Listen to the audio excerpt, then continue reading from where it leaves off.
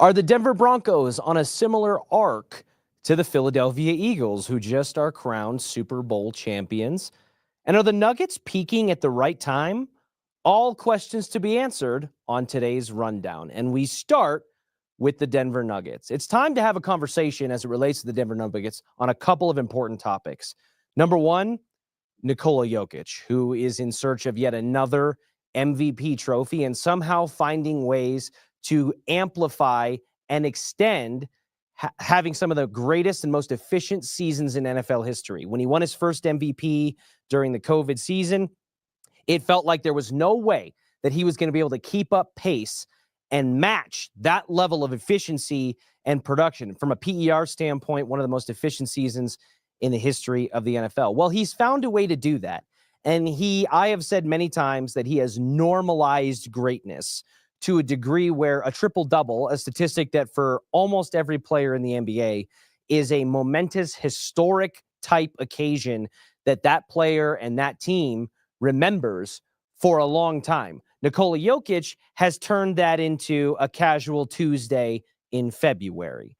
And I think that he's now gone from doing that on a night-in, night-out basis as he continues to climb up the triple-double leaderboards in NBA history, everyone, including Nikola, chasing his now teammate in Russell Westbrook.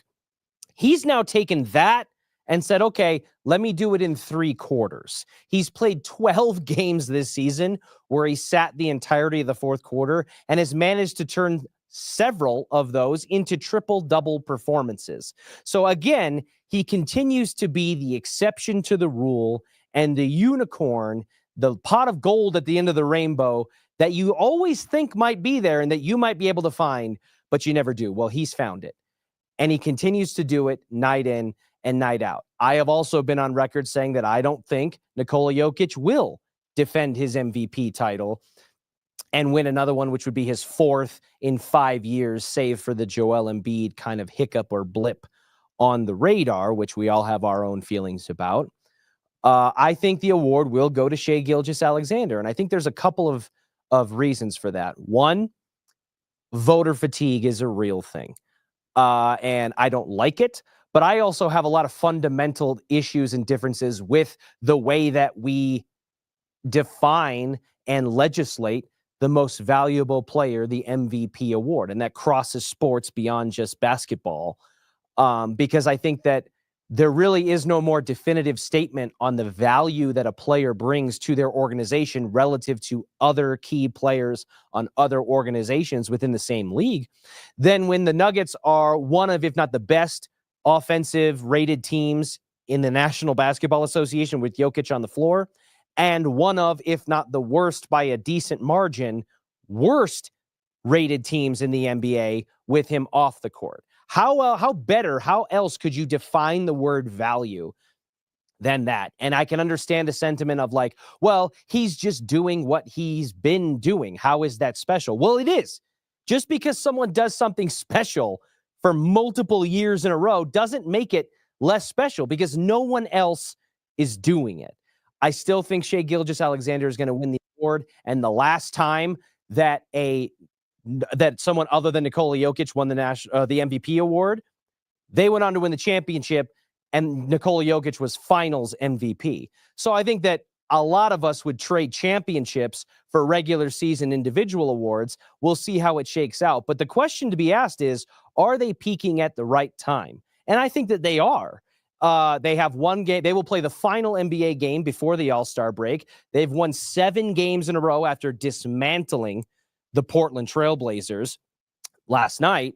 And I think that it's important for them. You don't want to peak too early, but I think it's important for the Nuggets to be finding the stride that they've found at this point heading into the All-Star break because of what happened at the trade deadline, where Calvin Booth once again chose to stand pat, citing roster inflexibility and limited moves that he could make, despite the fact that he's the one that put himself in that situation. So it's important that they find contributions like they've been finding from Christian Brown, Julian Strother, even to a lesser degree, Jalen Pickett and Zeke Najee, which has been brought on by the fact that we've dealt with injuries to Aaron Gordon, to Michael Porter Jr., to Russell Westbrook, to guys who we know are going to be a part of that playoff rotation. They haven't been available, and Michael Malone has been forced to do the thing that he's been historically hesitant to do, which is play the pups. And I think he's had to do that. And I think we've seen some positive feedback and some net gains because of that. Because that's what we've got. This roster that we have, Calvin Booth has said this is our postseason roster. It didn't work when we tried to defend the title last season, but we're going to make another run at it this season with the small tweaks that we made in adding Russell Westbrook and Dario Saric and, what have you. So I think actually injuries are never a good thing, but these injuries that the Nuggets have been dealing with leading up to the All-Star break, I think have made opportunities and observations about guys who we wouldn't normally consider to be a part of that playoff rotation, who may have to make an impact if the Nuggets are going to ultimately reach the mountaintop. As it relates to the Denver Broncos, I have a handful of questions about what they might want to do this offseason and maybe what their projected career or franchise arc is as it's currently constructed after Bo Nix's rookie season. And to discuss both of those things, I bring in our friend of the show, NFL insider to the stars, James Palmer, joining us here on the Rundown. James, always good to see you, my friend. How was New Orleans? I'm struggling, Richie. I'm not going to lie. I was there way too long in a town where all you do is eat and some other things. I got there last Sunday before the game, so I got home last night. It was a stretch. It was great. It is one of, if not the best, Super Bowl cities out there. I don't want to wait another 12 years to go back to a Super Bowl in New Orleans. I'll tell you that. As much as I'm feeling exhausted right now, it is a blast to be there for the Super Bowl. And rarely we have a bad game. If you're an Eagles fan, it was a great game. But we've had a lot of really entertaining games the last decade. And this was one of the few times we actually didn't. You could say that it was a bad game if you were a Chiefs fan, but it certainly wasn't if you're an Eagles fan. I think we would all agree that it didn't feel like the kind of bad game like we saw with the New England Patriots and the Los Angeles Rams, which was just objectively bad on both sides. And I don't know how you or others out there feel about the dark arts and black magic and voodoo in the city that has popularized it, but it certainly felt like there were some push pins going into Patrick Mahomes dolls all week that week, and possibly in the stadium, as we've seen videos of Eagles fans and things coming out to that same effect. James, I felt like with including the Tampa Bay Super Bowl blowout that we saw at the hands of Tom Brady, that felt like Mahomes' maybe worst game as a professional football player. Would you agree, or at least it's on that conversational path? No, I think it was. I think it was his worst game of his career. I mean, you look at the first half, you just don't see that happen in really any NFL game, let alone a Super Bowl, right? Would they have 23 total 23 total yards in the first half? Correct. One first down. That doesn't happen to a Patrick Mahomes team at any point, no matter who they're playing. And then you look at it on the biggest stage in a Super Bowl, it was an absolute beatdown. And I think Patrick kind of knew it early on, if you saw. Like, you very often see him be unable to have answers. You very often see him flustered. You very often see him not have, like, all of these things I'm talking about, you just don't see these things happen from him. And I think he realized, my offensive line is not going to slow down this group. And they're only going to bring 4. And they play so good in the middle of the field. And I hate playing Vic Fangio. Like, he does. And so it was a perfect storm of talent, defensive play caller, and honestly, the issues that the Chiefs have had all season, but have somehow, and you and I have talked about this, found ways to win games. I don't know if that's luck. I don't know if that's Patrick and Andy Reid finding a way at oftentimes.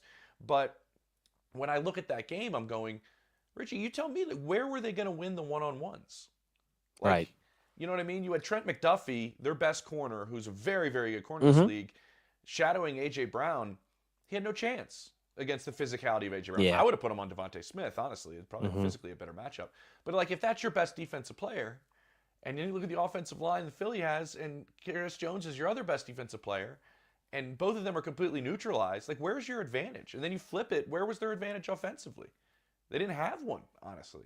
Now, to a certain degree, if you're Patrick Mahomes and you're Andy Reid as the Chiefs, there is a little bit of an element of what the hell are we supposed to do when a defense can force 6 sacks on Patrick Mahomes, a career high in his time in the NFL, and 3 turnovers without having to send a single blitz. You're talking about straight 4-man pressure across the front. And Josh Sweat is amazing. And the Philly front 7 is so formidable, let alone their back end, which we saw, what was it, for the second time ever, a player score a touchdown in an NFL championship game on their birthday in Cooper DeJean, who got the majority of the fan portion of the vote for Super Bowl MVP. And I was laughing with myself watching the game because it was Saquon Barkley's birthday as well on Super Bowl Sunday. And that they had that graphic made up for Saquon Barkley about being the second player since 1947 to do that. And then Cooper DeJean does it. And they're like, well, son of a gun, we got to switch this on the fly. All that time we saved on our basic score bug, we got to, this is where we meant to use it.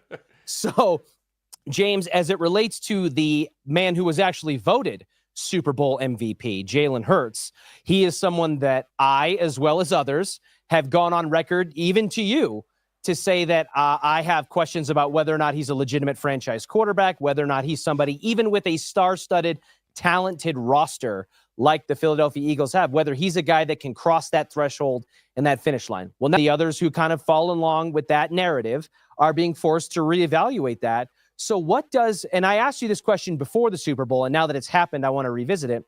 What does this Super Bowl victory and this Super Bowl MVP do to impact the trajectory of the legacy of Jalen Hurts? I thought going into the game, and you know how much time I've spent around both of these teams and how many people I know in each one of these buildings. The Chiefs were even going for a three-peat, something we've never seen before. Mm-hmm. I don't think there was a single player in this game that had more pressure on their shoulders than Jalen Hurts. Mm-hmm. And I don't even know how far down the next guy would be. Maybe it's Mahomes. Maybe it's Andy Reid. I'm talking about everybody involved in this game. Maybe it's Nick Sirianni, honestly. He's probably the next guy with the most amount of pressure. And what did we see? This is the second time he outplayed Patrick Mahomes in a Super Bowl. Because he outplayed him the first time that they squared off. And so after that game, I think we were all going, and I remember being there, we're all like, this guy's the next superstar of the NFL. He's putting himself into that group. Now, a couple of things have happened to him. I think most honestly out of his, really out of his power, the constant change at play callers, the constant change of offensive coordinators. He had some injuries. The knee issue probably affects him more than other quarterbacks because of how much he relies on the run game and his ability to run as a part of the way he plays the position. But I do think as the team got more talented, we got more critical of Jalen Hurts. And what did we see in this game where he was, when we saw, just talking now, how flustered Patrick Mahomes was and how he had no answers, Jalen Hurts had an answer for everything. Yep. And he was the calmest guy on the field. The back shoulder throw that he threw to A.J. Brown is one of the best throws we've seen probably in the last couple of weeks. It's an audible he called and gunned to him at the line of scrimmage. He's done a great job at the line of scrimmage improving. He took what was there. The only time he really made a mistake was essentially they were in a deep field goal spot, but he put the Chiefs on the 2 with the interception, and it wasn't a huge issue in terms of the way he played. I think his legacy now has dramatically changed. I think the people that were upset with the way that he's played or lack thereof, explosive plays and things like that, I think we have to remember, look at who you were handing the ball off to. It's the greatest running back season we've seen in recent memory.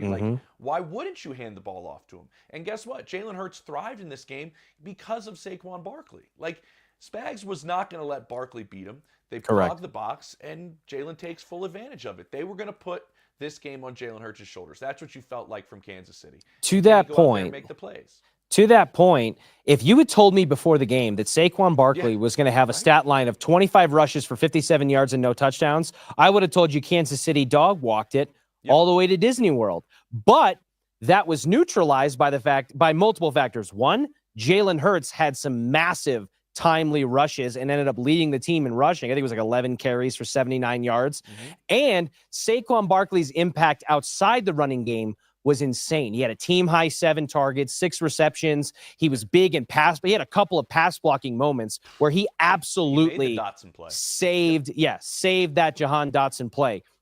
So conversely, you look at the Kansas City Chiefs, where their rushing box looked like a Broncos stat line. You had the quarterback in Patrick Mahomes as the leading rusher, and everybody else was just lucky to be in the positives in attempts and yardage. Yeah. So just like we talked about with the Broncos, where Bo Nix leading the team in rushing is just not a sustainable formula of success, that's not a formula for success against most teams in the NFL. It was certainly not going to be a formula for success against one of the best defenses in the NFL and one of the best collective rosters in the Philadelphia Eagles. And I think Andy Reid and Patrick Mahomes realized that pretty quickly, became one-dimensional as a team that can't figure out how to run the ball is want to do. Yep. Yes. And it's something I think you get away with when you have Patrick Mahomes at quarterback and you can just make plays all across the field. But Travis Kelce was a non-factor for the majority of the first half and into the second half of that game. Xavier Worthy had one of the best meaningless games, maybe in Super Bowl history, to have 157 yards, and a touchdown. And Patrick Mahomes threw maybe one of the most beautiful passes of his 2024-2025 season for a bomb touchdown after Nick Sirianni had already been given a Gatorade bath. Yeah. So it was just, for all intents and purposes, it was a bizarre game. And I think a lot of the narrative going into this was, if the Eagles are going to beat Kansas City, it's going to have to be a blowout. Because if it's a close game, Andy, Kelce, Mahomes, they're going to figure out a way to win like they always have, how they got to 15-2 in the regular season to get to this point, and they still went 17-3. My question is I had a thought when I was watching that game, especially toward the end, factoring in the narrative around Jalen Hurts and the roster that's around him, and essentially the concept of maybe he doesn't get enough credit, including from people like me, for operating the offense that Philly has and doing what he's asked to do under Nick Sirianni. Could there be a parallel made between the Broncos, who just made the playoffs in Bo Nix's rookie season, and the relationship that he has with Sean Payton and doing what Sean Payton has asked him to do? Could we see the Broncos potentially on a similar arc to what Philadelphia has now materialized on the mountaintop? Meaning, you and I have had conversations before that Bo Nix probably, as of right now, you can't realistically say he's going to be on that level of Patrick Mahomes, Joe Burrow, guys that are just naturally gifted and athletic at the position, especially cerebrally, with what they can do. But he can be an above-average NFL quarterback because he's a technician and he does a lot of the little things. So could we see a situation where George Paton and Sean Payton are able to build a roster around Bo Nix that allows the Broncos to do exactly what Philadelphia just did without having an elite top-tier level quarterback? Of course. But I think what you need, and I think this is the one perception we're missing with Jalen Hurts, is like, in the biggest games, he seems to play his best, honestly. When the stage is the largest, he plays his best. When the most is on the line, he plays his best. Bo would have to mimic that. I'm not saying he can't. I'm saying that's like the X factor of Jalen Hurts, right? Every time we've seen him on a massive stage where everybody doubts him, it's the best football we've seen him play. There's like these games in the middle of the season where you're like people start making these questions. But when it's a big game, he makes the plays. So does Bo do that? Yeah.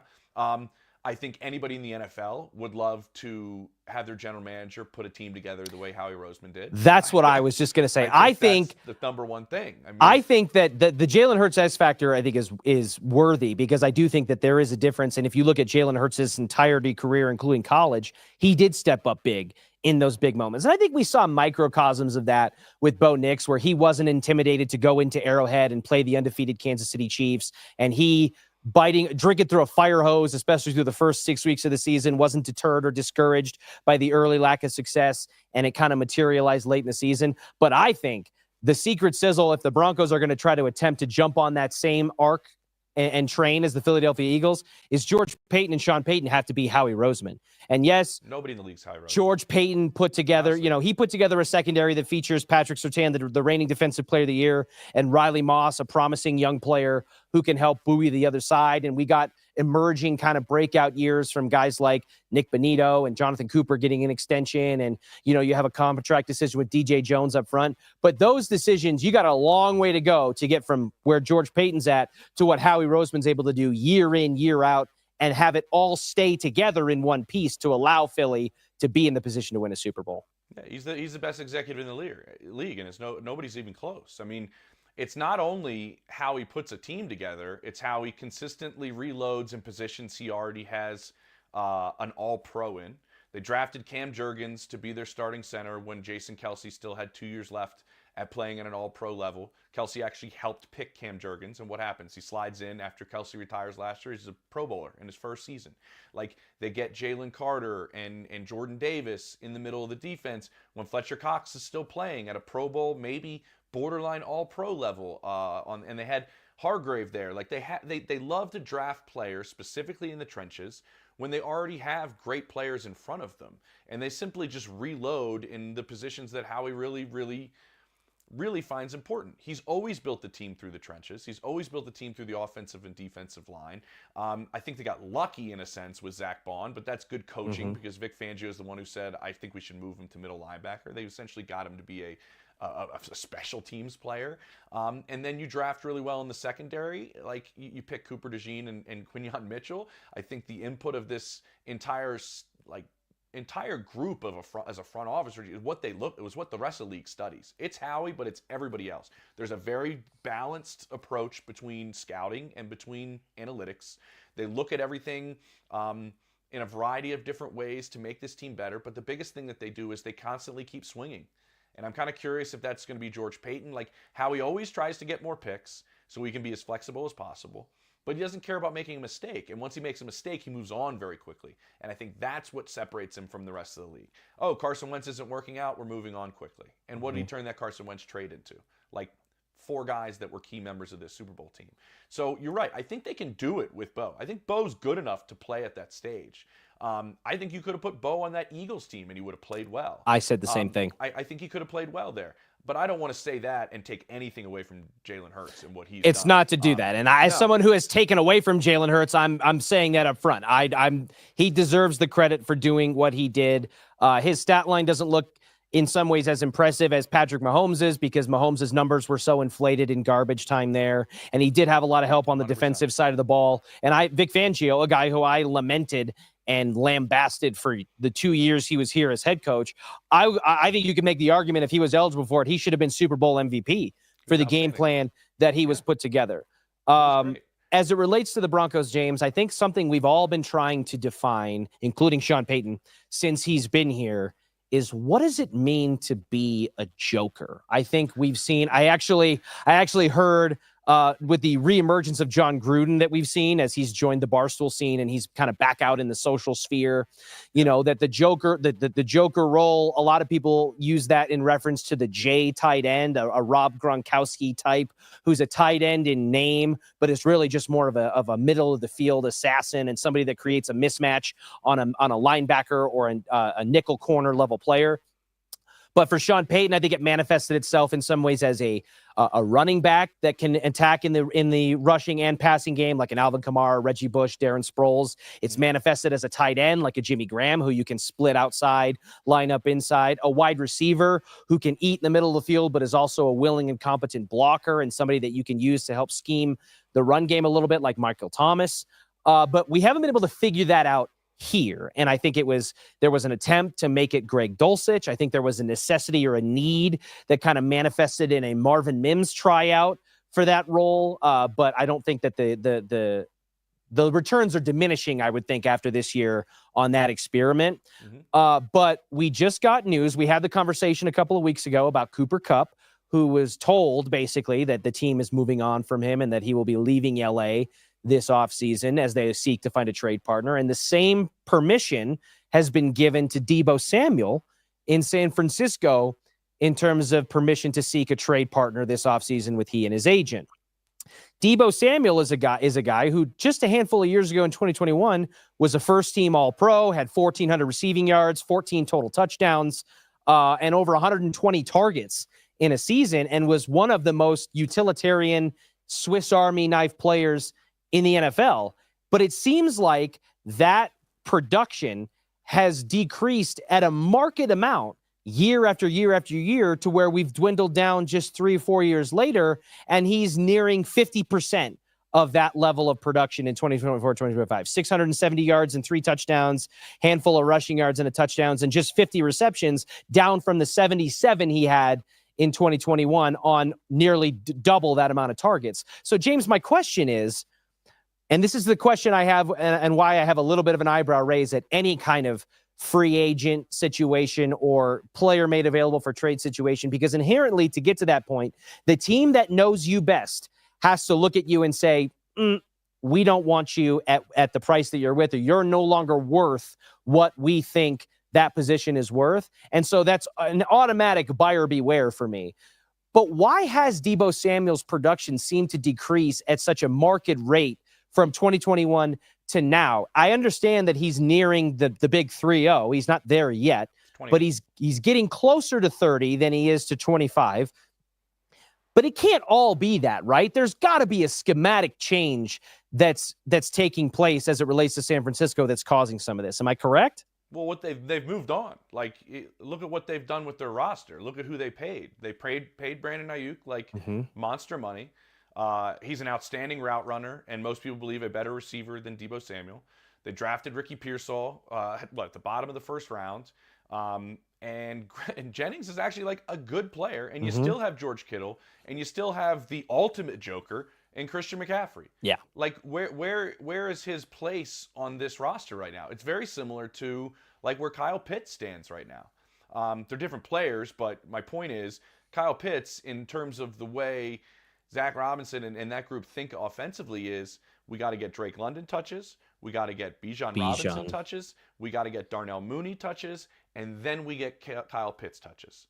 It's essentially why Kyle Pitts is available for a trade right now. There's no declaration down there in Atlanta, but if you want to try to go make a move for him, you certainly can pick up the phone and call up Terry Fontenot, because they are open to listen. And it's the same thing with Deebo Samuel. You got to get Christian McCaffrey touches. You got to get Brandon Ayuk touches. You got to probably get Kittle his handful of touches, which he doesn't demand them and doesn't expect them, but he's talented enough that he should get them. And you got to make sure you get Pearsall touches, because Pearsall's a really good player, honestly. Thankfully he's alive, but if that didn't happen before the season, he would have been used very differently. Deebo, to his strength in the early portion of his season, was a versatile weapon you could use in different ways. Sometimes when your skills diminish a little bit, and some people think that's happened, he's not a pure route runner. He plays really well in space. We know the running back capabilities that he has, and he's had a couple of nicks that have kind of affected him injury-wise a little bit. Oftentimes that versatility that has been such an advantage starts to become, what is he really in our offense, right? It starts to work against you. It's the same thing as like guys coming out in the draft where we go, oh, he's a hybrid, right? He can play safety or linebacker.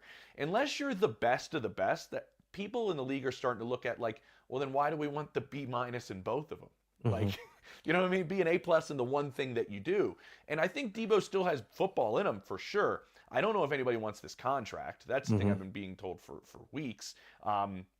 There's probably a decent chance he ends up just getting outright released. And so if you don't want to overpay, and now you're not going to pay the world for him, I don't think. Like, Kupp's going to be about like a 3rd round pick would be essentially where it'd be.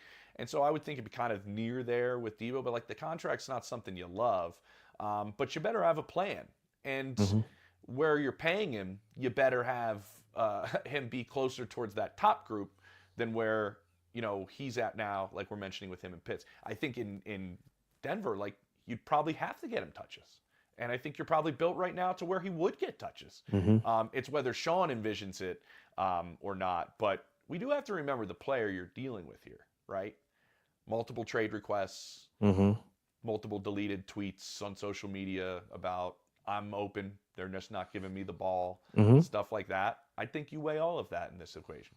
So if James Palmer is taking over for George Paton as the general manager of the Denver Broncos. But go ahead, yes. Yeah. Great hair, though. No, not as good. But if you are taking over that role and you have the Denver Broncos team you have in front of you right now heading into the 2025 season, do you think that a player like Deebo Samuel, if his departure from San Francisco is more about the moving on from the fit and falling too far down on the pecking order, and it's going to cost you a 3rd round pick or so to do that in the Cooper Kupp range, Do you think that Deebo Samuel presents enough potential to be Sean Payton's Joker, which he has said, and I think a lot of us agree, is an integral piece to find in order to get this offense to take the next step? Is Deebo Samuel worth that swing? I don't think so. Okay. I really don't. And I think there's enough players in this draft, whether it's a tight end or a back, that Sean's going to work them out like crazy, and he's going to find out what type of receiving backs they are. But to me, in Sean's world, and I'd like your opinion too, Rich, like, I'm starting to see more of the player like Jahmyr Gibbs be like in vogue in the league right now. Mm-hmm. Like, can I get the back that can still carry the rock for us for sure, but man, can he come out and run a route between a tackle and a guard and get loose, right? Or come outside. Mm-hmm. Deebo's like a screen game, like sweeps, stuff like that. Like, I want to find more of that player that can fill multiple roles, because I don't think at his position, you look at the yards per carry, they like have plummeted for Deebo Samuel from what they used to be. They used to be like 6.5. He led the league in 2021 in yards per, And I think he was somewhere around 3 and change this year. And remember, all those players we talked about, Ayuk got hurt, Jennings got hurt, Pearsall was gone for a period, and Deebo's production did not go up. Yeah. And so, like, that part's the part that worries me. I think you have those two positions actually in a weak draft being somewhat deep in terms of receiving tight ends and receiving backs, that it looks like he's trying to build this in a youth movement, don't you think? Like, especially his comments on Radio Row, like, it seems like Sean wants this to be through the guys that he's bringing in on these rookie deals. Now, it doesn't mean he doesn't find a piece. He's done that before plenty. And he's also picked backs in the first round. And that's not every organization can say they've done that in recent memory. So to me, it seems like he's loving the draft and the draft process. I would agree. I think that you have to acknowledge both, Pats. I think it's going to take more than just a good draft. So I'm open to the possibility of the free agent or the trade partner. I like you, I think I lean more toward potentially, if you're going to try to bring in for a day 2 or day 3 pick combination, a guy like Cooper Kupp, somebody that is going to be able to fill a role that you need, but maybe not the most important role in that Joker role. And I do think that the resurgence of the running back position with the performances we've seen from Josh Jacobs and Aaron Jones and Jahmyr Gibbs and Saquon Barkley and what have you, I do think that is definitely going to push things to be a little bit more in vogue, just like I think you're going to see a tight end, a Brock Bowers bump after the success of tight end.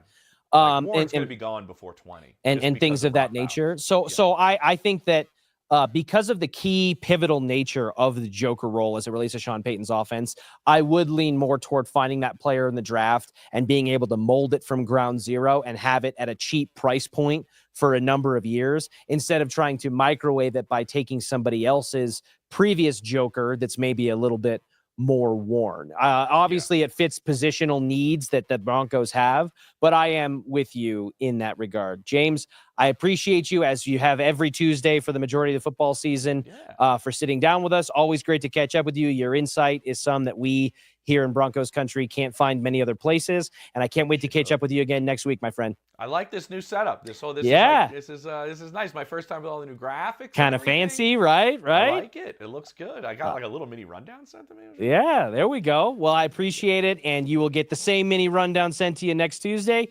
Until then, we will see you same time, same place tomorrow. Have a great day, everybody. Take it easy. I do what I love what I do. It's second nature to put in the